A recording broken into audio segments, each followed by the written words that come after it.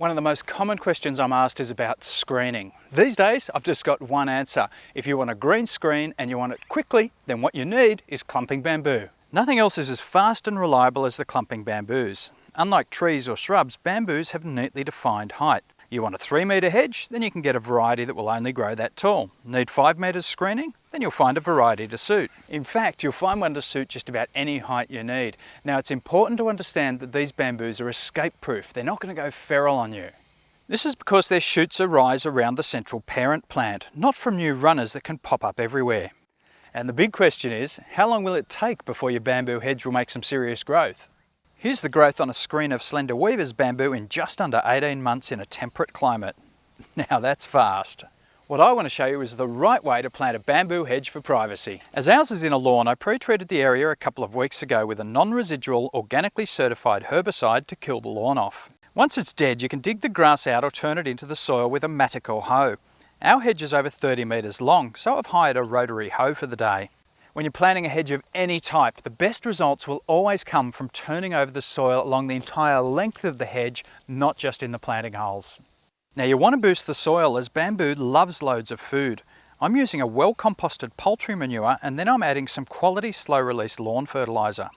Bamboo is a grass, albeit a very big one, so it will quite happily gobble up lawn fertiliser. I actually feed my bamboos with a quality slow-release lawn fertiliser twice a year. Next, the manure and fertiliser needs to be blended in really evenly. This is where the rotary hoe really rocks. Now you'll want to bring this disaster area to level. Mound it up a little as the soil will have bulked up. A soil spreader is the best tool, but you can use the back of a landscape rake.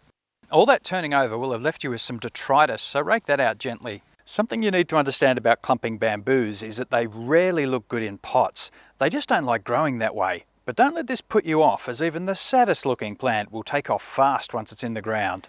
When it comes time to put your plants in, you can mess around measuring each spacing or use a spacer. I want my plants 1.2 metres apart, so I'm just using my 1.2 metre level and keeping them at equal distance out from the fence. If you don't have a straight line like a fence to work off, then just set up a string line about 500 mils behind your intended planting holes. Once all the pots are spaced out, you can pop your plants in.